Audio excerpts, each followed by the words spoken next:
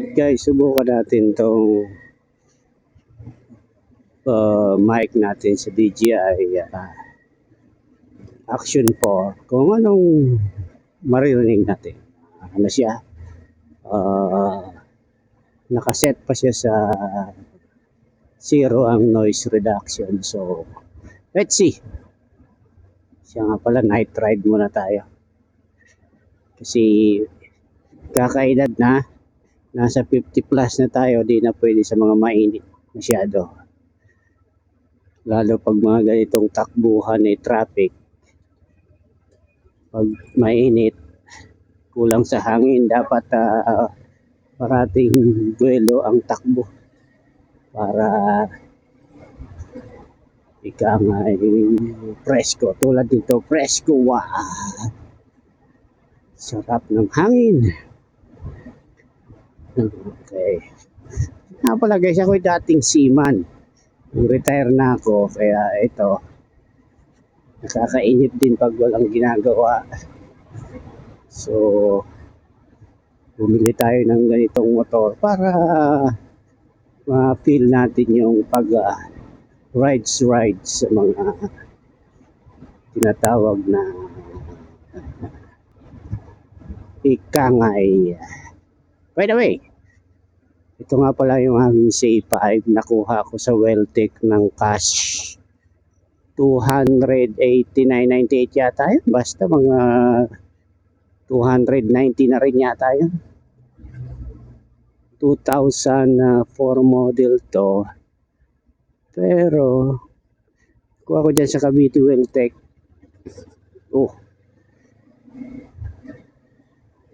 So, sa edad kong 53, okay pa naman. Nakakapag-Batangas pa naman kami ni Mrs. Nakakapag-Batangas loop pa naman. Medyo maano lang sa back ride kasi naked bike niya. Hindi siya touring, hindi rin siya street bike is like pang show. Pang bigla ang ang walang katapusang traffic dito sa Imus, karsadang bago to, nagdudugtong. Tapos din lang yata yung Skyway dyan, ito wala pa. Mahina si Dodong. Ayun, liligo pala siya. Yun lang. Saan siya pupunta? Saan ka pupunta? Nalito yata si Race. Gustong lumiko. So, traffic. Mag-alas 11 na, traffic pa rin. Lupit talaga dito sa Imus ngayon. Okay, so mabalik nga pala tayo dun sa dito tayo sa Tokwahan magtambay-tambay. Okay. So, gabi, wag masyadong mabilis. Relax lang. Pinalitan ko nga pala ito ng muffler na yung tigda 2,000 ba yun dun sa Caloocan. Backfire, kailangan mahaba pa rin talaga yung kanyang tambut. So, binalik ko muna sa stock para iwas din huli. Saka masakit na rin sa tainga pag long ride. Nakabingi na rin. Pero pag ganito, okay lang. Okay.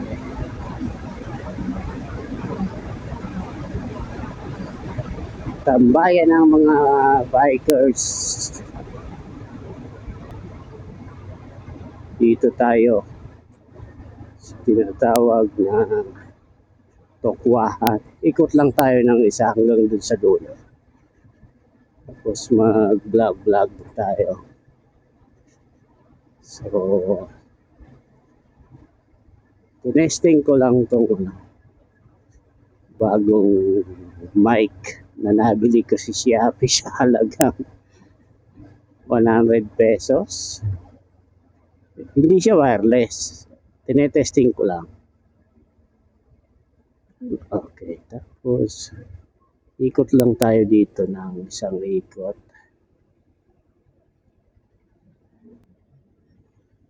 Ayan. Sa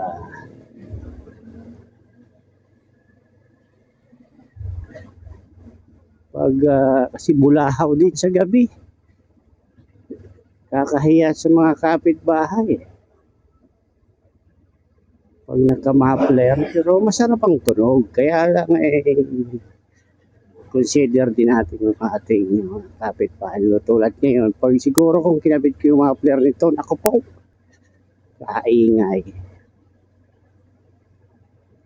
So, okay. Night rides tayo.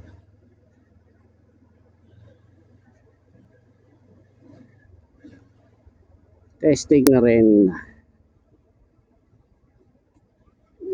Pero nagbabalik pa rin tayo kung bumili ng kangay muffler. Pero yung siguro yung mahaba. Para hindi nagbabackfire. Tapos masarap sa tainga yung medyo ma-bass lang ang tunog. Hindi yung pag shorty kasi yung napili ko yung Acra na mumurahin. Kaya siguro ganun. Iba kasi mayroon akong Yoshimura dati na original. Nung kinabit ko, iba yung tunog kaso hindi siya bagay dito kasi pang FC16 yun dati. Nabili ko sa Caloocan original. Medyo pricey pa noon. Ikot lang tayo. Sa gabi ng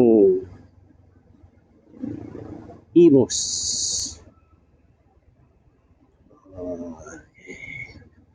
Kape-kape.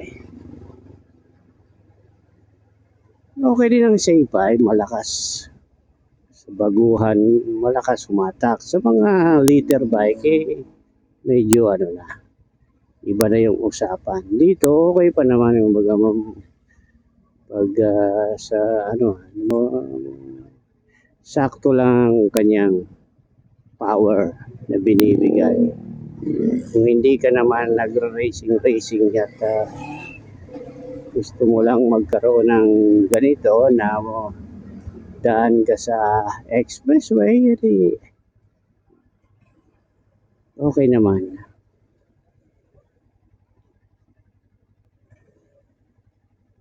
So, nagkahiyaan.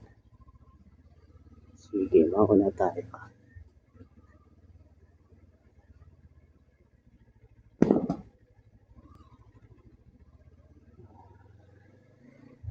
Tukwahan.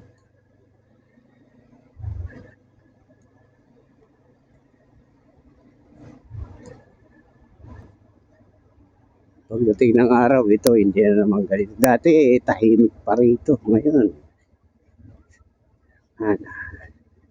okay. So, yun nga. Ang overall natin na verdict is C5. Siyempre, C5. Kawasaki. So, Kawasaki is Kawasaki.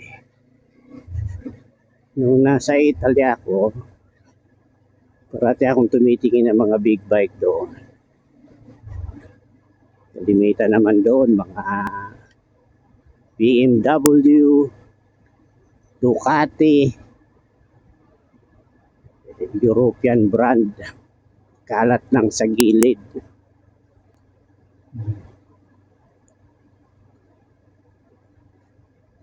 So, okay. Ito nga. Tamang chill ride lang sa gabi. Ika nga night ride sa gabi. Hindi night ride sa araw. Yan. Umikot lang tayo tapos dyan tayo tambay sa Tukwahan. Review natin itong ating kung ano ang kita. Umikot lang ako. Traffic pa rin. Malupit.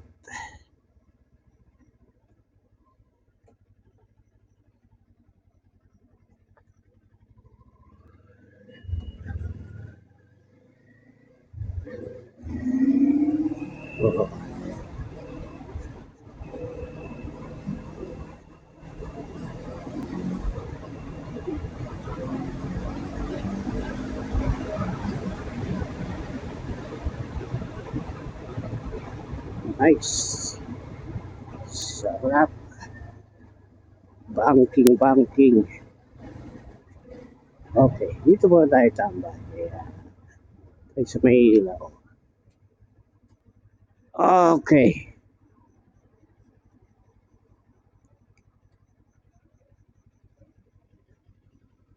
So, ayan nga ang aking C5. So, kung mapapansin mo, in-stack ko muna para swabe naman. Babalak akong medyo ganito rin kahaba, tapos medyo base.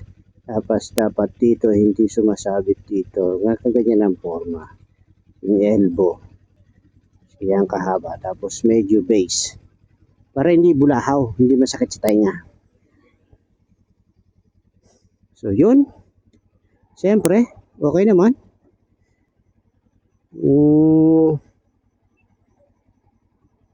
Matipid naman. Ayan. 26 points. Galing kami ni Missy sa Batangas nakaraan. Okay. So, swabe naman tong C5. Ganda naman siya. Ang sabi para sa kasa, mas maganda daw, ipa-off mo muna yung fan. Patay. Bakit hindi gumagana yung fan? Ayun, gumagana.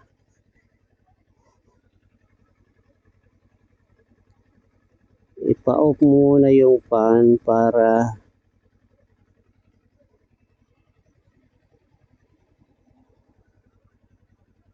bago patayin.